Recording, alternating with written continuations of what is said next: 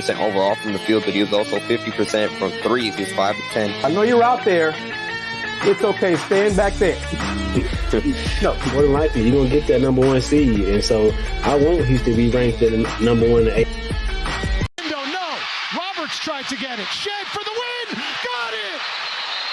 Jamal Shed plays the hero again. We had to play that clip one more time, coming off the heels of what a victory for the number 1 Houston Cougars, number 1 ranked in the country. The Cougars come away with an 87-85 victory over the Oklahoma Sooners, and a homecoming for Kelvin Sampson, Kellen Sampson, Quanis White, Hollis Price, Lawrence Sampson, all the Sampsons. And what a crazy way to put a capper to that Saturday night showdown in what was the clip you just saw there. Jamal Shed hitting the game winner, and couldn't have been a much more fitting way that represents Houston. Really, that represented this game off an offensive rebound. Jamal Shed hit the basket, and the rest is history. Joining me for today's episode of Let's Rage Coogs, Dayon Dunlap. How are you doing, sir? Man, what a game. I'm pumped. That was a great game. Gutty win, hard-fought win, toughest teams win, man. And they gutted it out, overcame adversity. They got the dub on a big shot. Toughest team wins, and in a game where it seemed like in that second half, going into halftime, it just seemed like it was just the bad news bears for Houston. Everything that could go wrong kept popping up. Obviously, right before the game, Chris Baldwin of Paper City Magazine, he tweeted out, have yet to hear from Kelvin Sampson, but he tweeted out that he had been told that Jojo Tugler, was likely could be out for the season. Then that just adds on to the news from last week. Ramon Walker out for the season. And obviously, of course, going back to December with Terrence Arsenault, who suffered the Achilles injury. That would make 3 players that are out for the season. Then this game against Oklahoma began, and Javier Francis foul trouble over the course of the entire game, and Cedric Lott was already going to get minutes in the first half. Francis's foul trouble accelerated. Then Jawan Roberts had to go into the locker room right before halftime, and according to Joseph Duarte, the Houston Chronicle, had to get 7 stitches put on his hand, and somehow, some way, the Houston Cougars battled back, and they found a way to win. Jamal Shed had the big shot, but there were plenty of moments before that. Malik Wilson's big block that kept the game at a 4-point advantage for Houston. Emmanuel Sharp, who hit a big 3 late down the stretch for the Cougars. So many things that you can pinpoint, and absolutely, like you said, Dayon, toughest team wins in Houston. I don't know how they keep doing it. That shows their mental fortitude in this game against Oklahoma. Joe Mendes says it best: culture win. Definitely a culture win, and it was a total team win. I mean, just to start the game, Jawan Roberts got the Houston off such a good start. He was off to such a good start. Eventually, he demanded a double team, and so he got off to a good start. And then you mentioned all the first they overcame just to be in the game, and then to start the game, Jawan got, like I mentioned, he got off to a good start. Then LJ starting to make some shots, and the bench players, I mean, they really stepped up today. Damian knocked down a couple threes, finished with 8 points. Malik Wilson had 10 points, and also you mentioned the big block. And so along with the big shots and all the LJ made, Emmanuel, the big 3 that he made, and I mean, it was a total team effort to cap it all off. I mean, their captain, first team All-American player of the year, Jamal Shed, makes the play of the game, but total team effort. And now just watching that game, just look at every time so far this season, they've been able to rally around the player. It was Jamal going back home in his Austin area. They played at UT. Then Jawan going back to near his home in Waco. Coach Sampson going back to Oklahoma. LJ going back to Baylor. And all of those games on the road, Houston was able to find a way to win on the road. But this was definitely the most grittiest win, a culture win, toughest teams win. And they overcame all adversity. Said Lott gave valuable minutes over the whole down the court. Jawan, I mean, hey, everyone contributed for this win, man. It was a good sight to see. Absolutely. And with this victory for the Houston Cougars, with 2 games left in the regular season, Houston is 1 win away from locking down the Big 12 regular season title in its inaugural season. They won't come easy as they have to travel on the road Wednesday in Orlando to play against UCF. And then, of course, they finish the season at home in a rematch against the Kansas Jayhawks. But magic number for Houston now just 1 game. If they win one of their final 2 games, they are Big 12 regular season champions, which is just an impressive accomplishment, just to goes to show the testament of this program.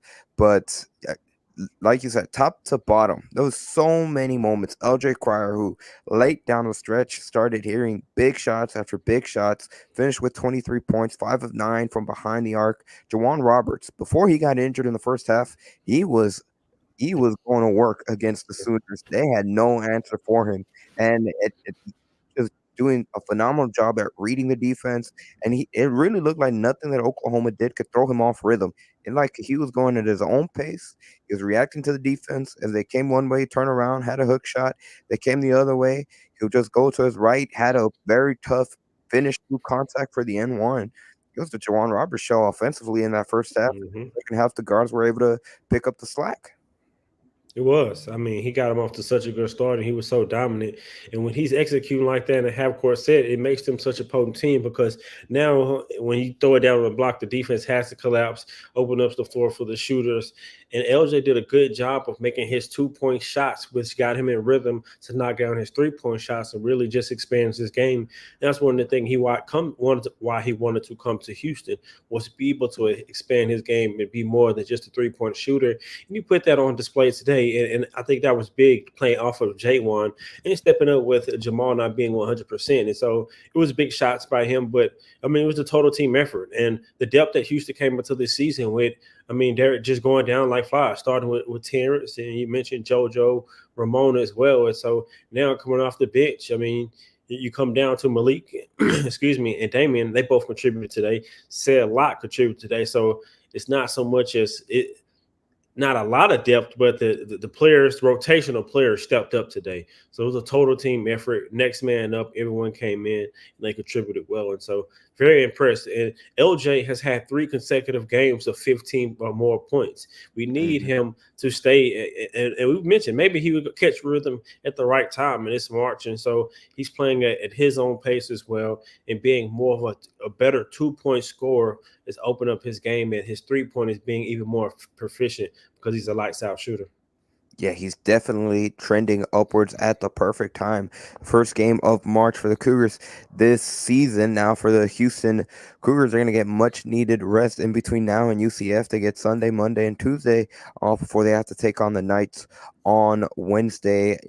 Edward Porras, exactly where I was going to go to next. But shout out to Damian Dunn, who hopefully this is something that, similar to LJ Cryer, he can start getting in rhythm, because he had some good looks. He hit a couple of big threes early on in the first half. Hopefully that's some momentum for him. I know that he also had that travel call in the second half, and boy, Kelvin Sampson looked like he was about to blow a gasket or something. But he's got positive momentum to build on, and hopefully he can build on that, especially now that it's next man up. Yeah, because Sampson was mad that he passed up a wide open shot. I think that was where that frustration came in at, and what you made 2 already. Let it go. I mean, and then not only that, that starts the offense. That gives your offense a chance to get on the offensive glass, and we saw that with Jamal's last second shot. Go at another time to get it on the glass, to get an offensive rebound, you get another chance. And I think Damian was a bright spot. I mean, he came in and played in a good rhythm, was rotating well, got a couple of rebounds, and he knocked down his catch and shoot threes. And that's something that he can do. And I talked about that last episode, in which they need his scoring, and he came through today. I think that's a bright spot. I mean, one time he got it down low in the post, didn't force it, passed it out. And so he played in a really good rhythm, I think. And I think him knowing that he's going to play these consistent minutes and going to be counted on, we're going to be seeing even more of this. He'd be able to play in a more consistent rhythm and be able to find his shot, contribute on a consistent basis coming down the stretch of the season. Joe Mendez I'm gonna pop up his YouTube comments. He said Chris Baldwin again of Paper City Magazine said that Ramon Walker could potentially play if the Cougars make a deep run in the tournament. Yes, he did say that maybe that door isn't necessarily closed. We're not entirely sure how deep of a run Houston would have to make, whether it be the second week in the NCAA tournament or if it's only if they make the Final Four. I do want to bring up right now from GoCougs.com, Ryan, who is in Oklahoma, he said he asked Kelvin Sampson to give a status update on JoJo Tugler, and Kelvin did not give, and he gave an answer, but he didn't go into any specifics. He said he needs to speak with John Houston. So again, that's something to keep an eye on over the course of the next few days. Dayon, to your point about the anger from Kelvin Sampson in Damian Dunn's travel, hey, you're absolutely right. In that game in particular, where Houston needed, I think in this game, especially in that second half, when you think of LJ Carr, you think of Emmanuel Sharp, you think of Jamal Shed, those three players are at a point where they're playing free, they're loose. They're not thinking about, like how we mentioned in our previous episode, where I think Damian Dunn is still not there, and I think you could kind of see it after the turnover. The camera kind of panned in to Damian Dunn's face, and you can kind of see his reaction. He's kind of like, man, I should have just let the shot go. So hopefully that's something that can get ironed out over the course of the next two games. But I definitely agree. It seems like it's something where, again, going back to what we said in previous shows, at the end of the day, it comes down to confidence. I think the confidence is there. I think in that moment, just looking to do a little too much. I mean, just look at how he started the game and the rhythm he was. He caught it and he shot it. In that moment, I think it's just overthinking a little bit, trying to do a little bit too much. It's just playing in the rhythm of the game, catching and shooting and letting it go like he done previous in the game. And so I think he settled in well. Like you mentioned, I think that's a bright spot to build on from this game. You look at all the positives from the offense, from the defense, from the rotational things that he was able to do today, getting a couple deflections and strips, and you build on that and let him know we're going to be counting on you more. And I think he's ready to step up to the plate. I think the confidence there on the road in the game where JoJo is out, you're going to play with more minutes, and so he stepped up big time. And I think this is something that Houston can build on. We'll put a pin in it real quick. We're going to take a quick ad break. On the other side, we'll talk more about Jamal Shed and his performance. Of course, we have to get into a little bit more of Malik Wilson's performance. But first and foremost, we'd like to welcome each and every single one of you guys that is taking the time out of your Saturday night to join us for today's episode of Let's Rage Coogs, presented by the Saxenian Family. A big thank you to Steve Saxenian for being a primary sponsor not only of today's episode of Let's Rage Coogs, but each and every single episode for the remainder of the men's basketball regular season.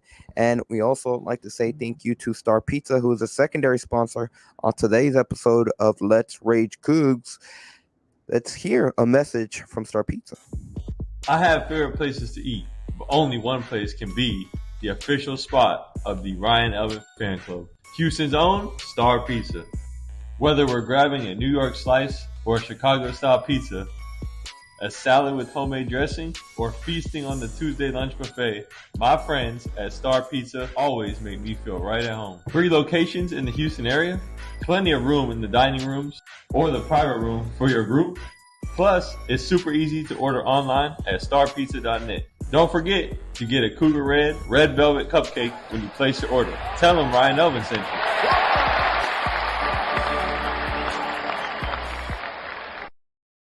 Big shout out to Ryan Elvin and the Pittmans with Star Pizza for shooting another commercial sponsoring Star Pizza. We can't say thank you enough to the Pittmans for being a sponsor on today's episode of Let's Rage Coogs, and quite frankly, a sponsor all season long with 3 locations across the Houston area. Star Pizza is your go-to stop before or after the game.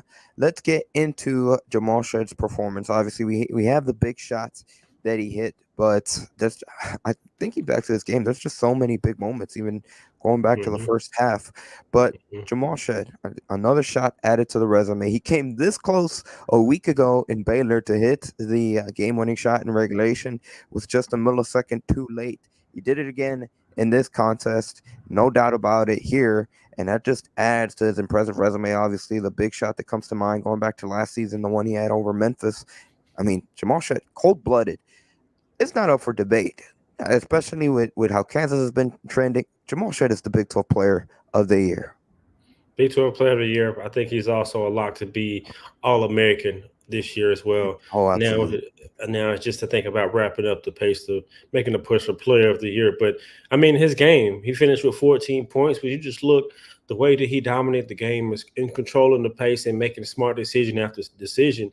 You look at most of LJ's points when he's hot. Some of those are coming off of Jamal's assist. So his ability to feed the hot man, to control the game, control the pace, and get the ball in the hot players' hands at good moments, and then be able to step up when Houston needs the most in crunch time situations to be the closer for Houston. I mean, he's coming up time after time and again. And so what the Houston had was it like 11 some seconds to go. Knew the ball would be in his hands. No prayer. I mean, I felt comfortable. I mean, as a Oh, fan watching the game, and so it was good to see him finish. But hopefully, I mean, he's okay. I mean, we saw he was limping mightily, and yeah. so Malik stepped up playing on ball a lot this game. LJ did, and so hopefully he's okay. But you could tell he fought through it. There's nothing going to keep him from coming out of this game. And so tough leader, man. I mean, I love everything about Jamal, and I think he's continuing to make a push for this tournament. And you see, he can beat you in a plethora of ways. Finished with 14, but I don't want to say it was a smooth 14. Wasn't forced at all. Mm-hmm. I think the And 6 testament assists. to the entire way, he knew the ball was going in Jamal Shedd's hands. Even the way Yeah. that the final play out of the timeout was drawn up, Jamal Shedd was inbounding. They ran a lot of misdirection, and the ball got back into Jamal Shedd's hands. And they basically ran a 1-4 flat for him. They let him go to work. Mhm. And like you said, Dayon, when he let it go the first time, I mean, I would say he was more surprised that he missed that first shot than the second shot that he made off the rebound. Again, that's just come to show the confidence and not just the coaching staff. I think us as fans, he's kind of spoiled us a little bit, where we're starting to expect him to hit those big time shots every time Houston finds themselves in that situation. But absolutely, his resume continues to build what he's done over the course of his entire collegiate career. And man, I know that we're winding down toward the end of the regular season, and obviously the Big 12 tournament, the NCAA tournament, still in store for this team. But it's got to cherish these moments, because pretty soon Jamal Shead is going to be doing that for an NBA team somewhere, and it's exciting to see the development, the growth that he's come a long way during his time at Houston. Yeah, it definitely is. And he's gotten better year by year and added more to his game and become even a more consistent scorer, which that's what's taking his game to the next level, because he's always been a high level playmaker and he's still in the running for defensive player of the year. And so, I mean, he's a great leader to have. And him and J1 are the two pillars of this team, and they both stepped up big. J1 got it started. I mean, we can't really undermine how great he's been playing and how much of an asset he is on the offensive end to be able to have a low post scorer who will now that can demand a double team, and now he can finish with both hands. Although in the second half he was playing with one hand, to his credit, and was still able to put up 4 points in that second half. Got one offensive rebound, which led to Jamal's go ahead game-winning basket. So, I mean, those tough players, and then LJ coming in, stepping up big. Even when you could tell when Jamal was going down, he stepped up and played big, handling the ball. And so, I mean, just total team effort. I mean, everyone stepping up for one another in those key moments. Damian. But then about Emmanuel. I mean, we can't talk enough about Emmanuel. I mean, the big shots that he made in those big situations in the clock, deep three.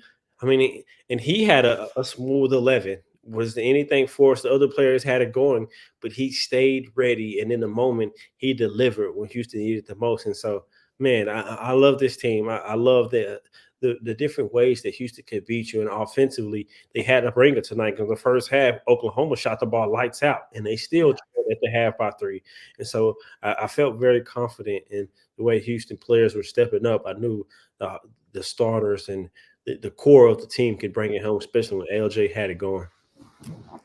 Definitely, you bring up a great point, Dayon. In that first half, Oklahoma, they couldn't miss from behind the 3-point line. It seemed like every 3-pointer that they put up found the bottom of the net, and it was a unusually high scoring game when it comes to Houston standards. Oklahoma at the end of the first half at halftime, where it's only down 3, it was 48-45. And then in the second half, even Oklahoma put up 40 points as well.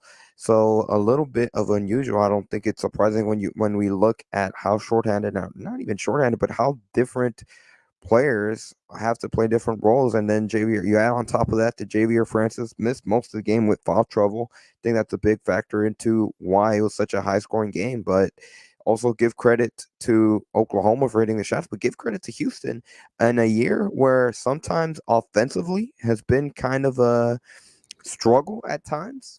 It wasn't a struggle tonight, and they were able to match pace, and they made enough plays to come out on top. They even went on that run.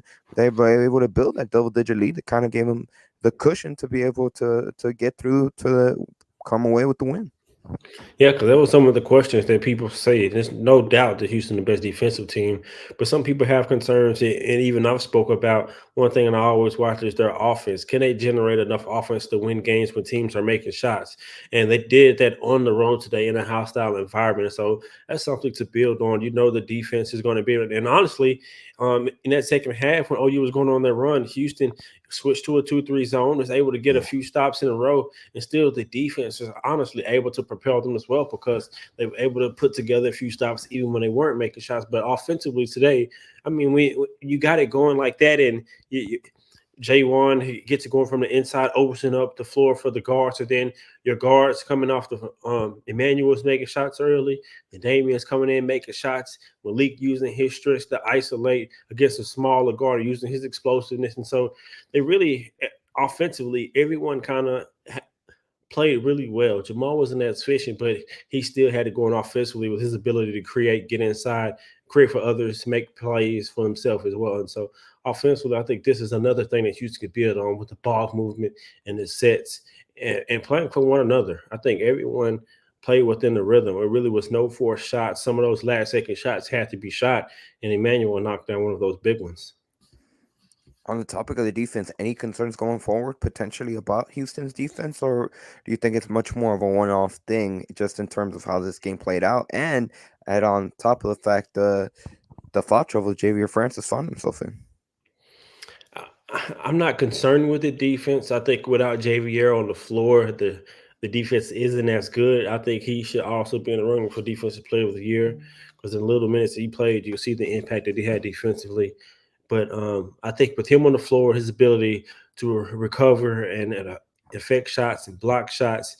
Now it hurts with JoJo not being in rotation because he's able to sustain that same high level of rim protection when JVR goes to the bench. And so I think in certain ways it may be affected, but when you come in with smaller players, they can able to rotate more and maybe be better and efficient in other ways. And so overall, I'm not really concerned with the defense. I think long as they can block out and control the boards and not give up second chance opportunities because they aren't the tallest team. And credit to Say a lot. He came in and played some good minutes, got a couple rebounds, got a big block. And so I think overall they'll be good defensively. Yeah, big time. He had 10 crucial minutes. I'm looking at the minutes top to bottom, and I didn't even notice this during the course of the game, but LJ Cryer played all 40 minutes in this game against the Sooners. That's honestly adds to the incredible feat and makes the second half performance that much more impressive because he wasn't a victim of fatigue. He seemed like he got better as the game gone on, and he played the entire game. I didn't notice that either. That's a great point to bring up. And he definitely looked in shape, never looked tired. And once he got it going, he didn't just settle for the three. He started to hunt in shots like he did in Kansas. And that's the aggressive LJ that I like to see because he's getting off the bounce and attacking the basket and looking to score. And when he does that, he's hard to guard because he's such a prolific three-point shooter. Defenders have to run hard to close out to try to run him off the three-point line. And so he stepped up big today. And defensively, they were kind of going after him, but it's time after time he held his own. And so for him to play the whole 40 minutes, that's big. That's big. From a senior, someone have the experience that he has. It's another player who's pretty sure a leader in certain ways on this team, stepping up when the team needed him the most because that depth is challenged, like we're missing with the injuries that Houston has sustained. Bring up the comment by Chris B. He says he's half joking, but if Houston wins the conference against UCF, do they forfeit the Kansas game to get more rest? No chance. No, yeah, no chance, no chance. How competitive Kelvin Sampson's top to bottom in Houston, Yeah, especially what happened at Allen Fieldhouse. I don't care if they have 5 active players; those 5 active players are going to want to play the game. I don't see it, Crispy. yeah, I don't see it at all either. Not a chance. John Rigieri's comment on YouTube. He asked, if we know how Roberts cut his hand. I don't think they I didn't see. mentioned it on the Yeah, broadcast. they didn't mention. They didn't. They So didn't mention it. I'm sure that's going to be something that comes up over the course of the next few days, if not post game today. But it required 7 stitches, so it must have been something pretty bad. The only thing I see from his actual injury, again from GoCoogs.com, Jawan Roberts said that he was cut between his index finger and his thumb, and again it required 7 stitches according to the Houston Chronicle. So must have been pretty bad in the course of a game for that to happen. I wonder if it happened in the middle of the game, or maybe he got injured prior and it just reopened. But to have 7 stitches at halftime, it's crazy. And to come back through it and play through a good majority of the second half is, again, just a testament of how mentally tough, how physically tough these players are for Houston. And their will to win. I mean, you could tell. Yeah. He was going through some things. Jamal's going through some things. Other players' injuries, so other players having to step up, the will to win, and we're doing it all for Coach, and not only Coach Sampson, Coach Kelly, Coach Hollis Price, and Coach White wanted to win the game for them. I think that motivation factor really pushed Houston because they've been their backs against the wall with kind of like an agenda. I want to say going into a game to win it for one of their own, and this time it was kind of for a few of their own, and so for them to be able to do that, it was good to see.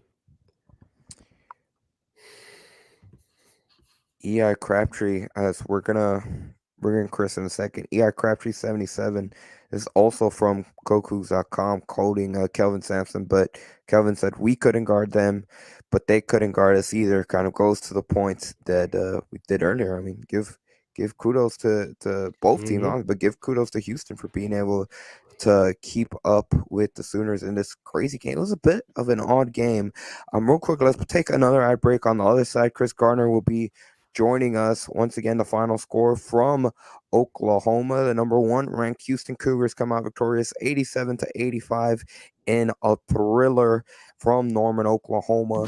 And we, of course, like to thank each and every single one of you guys for taking the time out of your Saturday night to join us for today's episode of Let's Rage Coogs, presented by the Saxenian Family.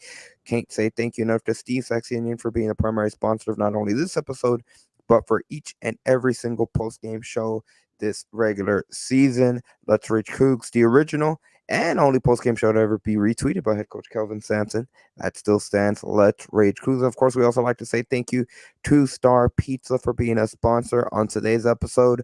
Let's hear once again from Ryan Elwin and a message from Star Pizza. I have favorite places to eat, but only one place can be the official spot of the Ryan Elwin Fan Club, Houston's own Star Pizza. Whether we're grabbing a New York slice or a Chicago-style pizza, a salad with homemade dressing, or feasting on the Tuesday lunch buffet, my friends at Star Pizza always make me feel right at home. 3 locations in the Houston area, plenty of room in the dining rooms or the private room for your group. Plus, it's super easy to order online at starpizza.net. Don't forget to get a Cougar Red Velvet Cupcake when you place your order. Tell them Ryan Elvin sent you.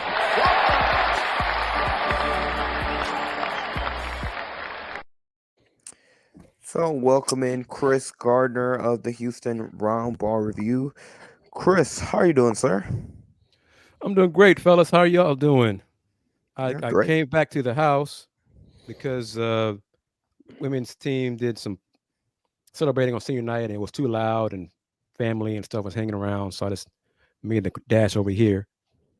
And it was enjoyable because after I spoke with Coach Huey, after the women came from behind after being up 21 and being down by 5, but still 1 by 1. When Coach Huey was done talking, you hear screaming in the hallway. Everybody goes to their phone or their laptop, and then I hear Jamal won it. Jamal won it. So I go to my phone, look at the replay, and see Jamal with the putback shot. And then the rest checking the monitor, see how much time to put back on the clock. Coach Sampson was like, "Yeah, Jamal won. Everybody's happy." It's a Cougar family, man. You can tell. Pretty awesome moment right there. How was senior night, by the way? The ceremonies, celebrations. It was nice. It's 8 seniors on the team, and so each young lady received flowers, and their family, friends were there. And honestly, that was pretty much it in attendance, was friends and family for the players. Because I don't know why they scheduled this game the same time as the UH men Oklahoma game, but that took a hit on the crowd. But they were loud and vocal. But fellas, my goodness, they were up 56-35 with like 3 minutes left in the third quarter, something like that. And then they trailed 67-62 with 2 minutes left in the fourth quarter. But they scored the last 6 points to win the ball game. Well, they found a way to win. They found a way. Maybe it's a sign of what's to come, because the men are going to be playing UCF on Wednesday for Chris. If they win, clinching an outright title in their first year. No. Well, not the outright, but clinching a share at least. A share of the Big 12 title, because depending on what Iowa State does in its final 2 games, obviously they could finish with the same record, but still they could have a Big 12 title with just 1 win in the final 2 games remaining. Obviously, you saw how the ending went. How much of the game were you actually able to watch, Chris? A good bit. When women's game ended, the last I saw, the fellas were up by double digits. And then before the coaches spoke to me, it was 82-76, Houston with like 3 minutes and 30 seconds to go. And then everybody turned off their devices. So I didn't know what happened until Coach Hugh was done talking to me and heard Jamal won the game. And any takeaways from the resilience of Houston? I mean, Dan and I, before you hopped on, really touched on how this is just a signature culture win for Houston because of all the different obstacles, all the different things that seem to be popping up over the course of the game. I mean, starting before the game actually started with the news about JoJo Tugler potentially. And we mentioned, if you're just joining us on the show, Kelvin Sampson was asked about it after the game. He didn't deny or confirm it, said he has to talk to John Houston about it. But obviously, the report from Paper City Magazine that JoJo Tugler add to the list of Terrence Arsenault and Ramon Walker potentially out for the season. Although there's some hope that maybe Ramon Walker comes back. Oh, there's a couple things I want to say. First, I want to see this, post this thing from Houston Cougars, Germany. Plan to fly to Houston for the Kansas game, but my appendix burst. Man. Okay, so hate to hear watching the show on the game from the hospital bed. Salute to your toughness. So thank you very much, and get well soon. Germany has that blue collar mentality, man. Yeah, it's all a part of the Cougar toughness. One thing, I wonder who told Chris Baldwin that information. We saw JoJo in a boot, so that we know he's in a boot, obviously. But for Coach Sampson apparently to say post game, provide no further details. You know, last week he told us about Ramon and the knee and the meniscus, whatever. That like it was he told us. He didn't say anything post game about JoJo's injury. So we'll see what happens. You know, he put it out there. Now we tweeted it because if he's wrong, I wanted to put it out there. He put it out there. You know, you don't get confirmation from the team first. Sometimes it's not always best to be first. It's best to be right. But hey, we'll see. JoJo's out for the season. Got to go with the gut. Said did all right. Said a lot. I glanced at it because I want to touch on some of the things and mistakes, because I think Justin pointed out some of the fouls and stuff. But said a lot. 10 minutes, 0 fouls. Shocking to me, but that's good. Especially in this game where they were calling a lot of fouls. 12 minutes fouled out. When I saw, Jay was going to the bench with his fourth foul. I didn't agree with the call, but still, you got to know better, especially early in the second half. You just got to be smarter than that. We only got 3 fouls, and you know your teammates are shorthanded. But Sid not getting in foul trouble, that's a positive. Let's see if he can carry that forward when he gets, 8, 9, 10 minutes in these next few games. But Javier cannot get in foul trouble. He can't. I was surprised Coach Sampson put him back in the game in the first half when he had 2 fouls. And then he got his third. I would have just gone with Sid in those 4 minutes left in the first half. And Jamal tonight. Jamal took some bad shots. That bad foul he had late in the first half. Can't do it. You just can't do things like that. He made up for it. Game winner. But I mean, Coach told Jamal, that foul, what are you doing? It was unnecessary. 3 seconds left in the half. Recent the shot clock. Come on, that's not necessary. He's smarter than that. He's better than that. Got to get rid of that kind of stuff. Clean it up. But hey, they still found a way to get the W. Chris, I want to put this comment up to you. John Ruggieri asks, he wants to know if it's possible for Houston to activate McFarland or Cordell Jefferson. Probably, but why?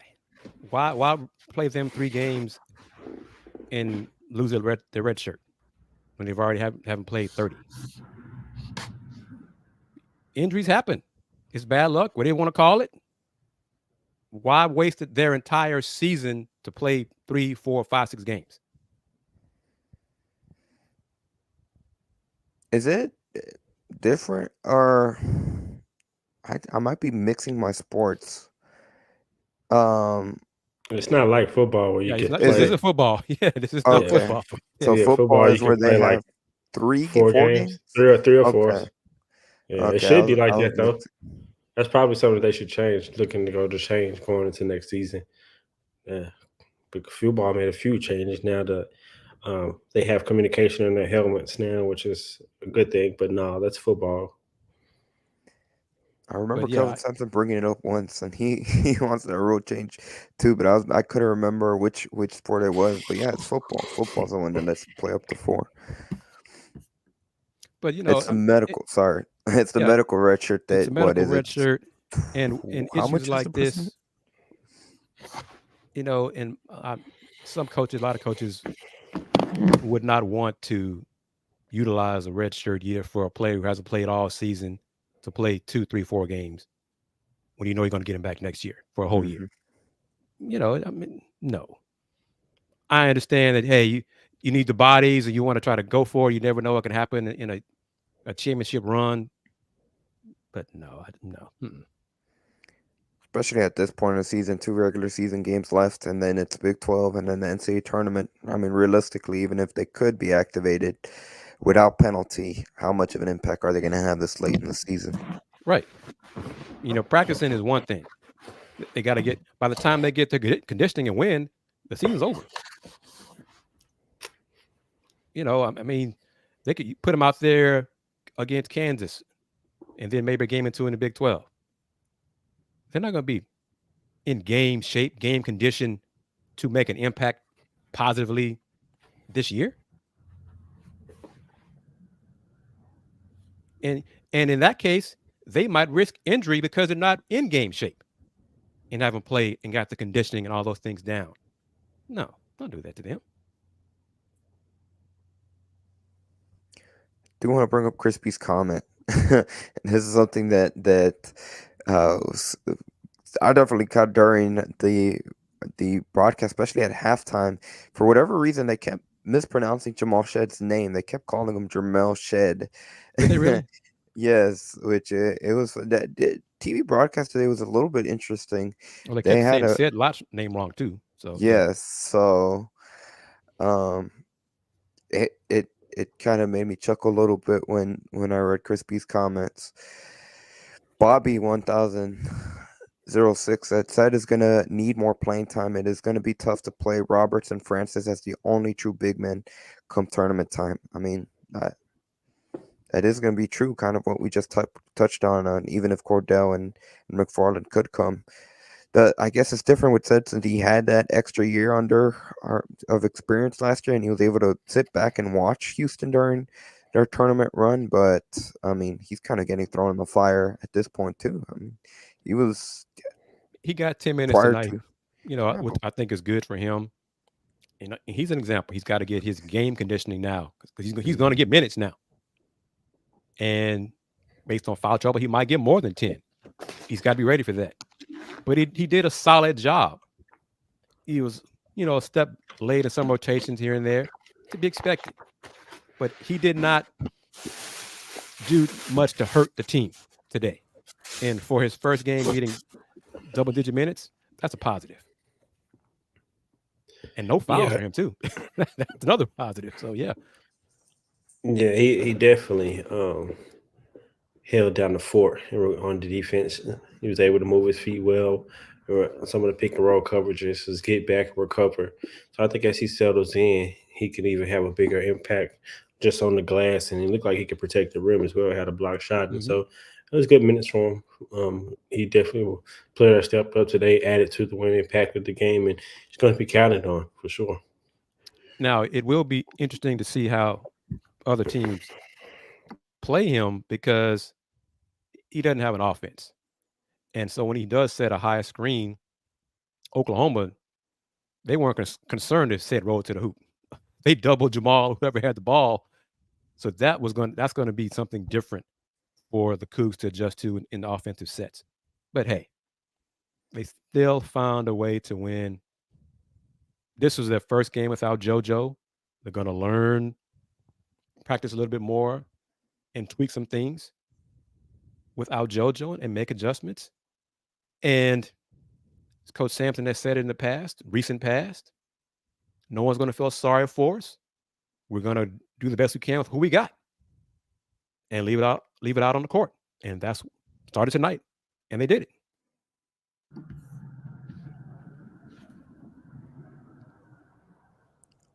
And I did not see Javier's fifth foul. So it was bad. He can't do that. He has to be smarter than that. He has to. It was a careless foul. So hopefully he gets it out of his system. This was it. I want to bring up Justin Singleton's comment. He said the national guys are getting a no shed. He has consistently hit big shots and has created momentum swings. Chris Dayon and I talked about this before you hopped on, but do you think at this point Jamal Shead's done enough to lock up Big 12 Player of the Year, or what say you? He's getting more attention and pub for it, and he's winning. In the last few games, he hasn't shot a high percentage, but the Cougs are still winning. Hitting game winner tonight helps. I mean, he was a split second away from hitting the game winner. Well, the game winner counting last Saturday in Waco. So that helps. And honestly, other guys in the Big 12, really, no one's really taking it and run away with it. Hunter Dickinson's put up numbers, but they've lost 7 times. And sometimes media, coaches vote best player on the best team. Right now, that's Jamal Shead. Period. As we start to wind things down here on this episode of Let's Rage Coogs, look ahead again Wednesday night when Houston travels to Orlando to take on the UCF Knights. Obviously, a familiar opponent. They've played already this season, and obviously going back to years past in all the battles they had in the American Athletic Conference. Kind of ironic or coincidence that Houston could potentially clinch at least a share of the Big 12 regular season championship if they can beat an old opponent and old American Athletic Conference rival and UCF. What do you guys see from the Knights heading into that game on Wednesday? A tough environment to play in Orlando. UCF had their chances today against Iowa State, but they played careless and too fast down the stretch. They were in a hurry too much, rushing shots, turnovers, taking bad shots. Iowa State made key plays down the stretch to get the road win. UCF, they're going to battle Houston. They know Houston. The first matchup this season, they could make a shot. And what they found out? Did they score 40 against Houston? I don't think they did. I mean, it's going to be difficult, especially with, I don't know, did Ryan or Duarte tweet post game from Coach Sampson about any update on what was bothering Jamal? Did they say anything during the game or what because he was limping around somewhat too. So do you have any details on that? Health is going to be a factor Wednesday in Orlando. How will Juwan play with the stitches in his hand? But the Cougs will battle some way, somehow. Why not? They're going to get, what would it be? Big 12 road win number 6 on Wednesday in Orlando. Why not? Yeah, I think the defense is going to be the differential in that game. I think Houston will be able to generate enough offense between their guards and rotational players. And with J1 being as dominant and consistent, he's being able to stretch. I think their defense will be the differential. They'll be able to suffocate Central Florida. And in the crunch time, they'll be able to take care of the ball because Houston's one of the best teams in taking care of the ball and turning over their opponents. I think that'll be the difference in that next game. Chris, to answer your question, UCF did get to 40. They scored 42 points. And, I mean, Houston only put up 57 against UCF. So, yeah, definitely could potentially be another gritty defensive battle on the road. Never easy to come away with a win, regardless of where it is. Yeah, I don't see the Cougs shooting. What did they shoot? 57% today. I don't see them doing that Wednesday in Orlando. So it'll be a low-scoring game. But some way, I think the Cougs will find a way to win. UCF fans will try to, cheer them on and provide a spark. Jamal Shead can play. Jamal Shead will carry the Cougs to get the victory to clinch at least a share of the Big 12 regular season title. On that note, that's pretty much going to do it for today's episode of Let's Rage Coogs. Again, we'd like to thank each and every single one of you guys that took time to comment, and put a special shout out to Houston Cougars Germany, who hopefully has a speedy recovery from his appendix bursting, which is, from what I've heard, is incredibly painful. I personally need to knock on wood, but I haven't had that experience. But I have heard that it's extremely painful, so hopefully he heals up soon. Once again, the final score from Norman, Oklahoma. The Houston Cougars come away victorious 87-85 over the Oklahoma Sooners in what was a homecoming for Kellen Sampson, Hollis Price, Quantus White, Lauren Sampson, all the Sampsons, you name it. They had a big memory in their return to Oklahoma. That's going to be a game they don't forget anytime soon. Once again, Jamal Shead finishes with 14 points. He had the go-ahead basket with just 0.4 seconds left in the game. LJ Cryer had 23 points. Juwan Roberts had 20 points and had 7 stitches to go along with those 20 points. Chris, I'm going to toss it over to you. Any final thoughts on the game and where people can find you, sir? H-Town Big Dobbs. The Cougs could lose in Orlando Wednesday. I believe, I don't have doubts in this team at all. They find ways to win, but tournament time is almost here. The injuries are starting to pile up. That's my biggest concern, is will they just come to a point where they don't have enough healthy bodies to win. But follow me on the platforms, Houston Roundball Review. Thank you to Dayon and Andy for once again carrying the load here today on Let's Rage Coogs. Houston Roundball Review on TikTok, Instagram, Spoutable, YouTube. I was at Fertitta watching the women get a 1-point win to end their season, Big 12 regular season, 5-13, to get ready for a Big 12 tournament next Thursday for them on day 1. Jamal Shead, he's the rock of this men's team. Found a way to win. Join us, me, Andy, and Dayon Wednesday as we recap the Cougs game in Orlando against UCF. And hopefully we'll be talking about the Cougs clinching at least a share of the Big 12 championship, regular season championship. And always, the Houston Roundball Review. Oh, got to say this, fellas, if you don't mind. I'm going to be a guest on KHOU Sports Sunday night. Show airs at 10:30 Central Time. I'll be with Jason Bristol and the crew. And I'm assuming we're going to talk about the Cougs. So tune in for that.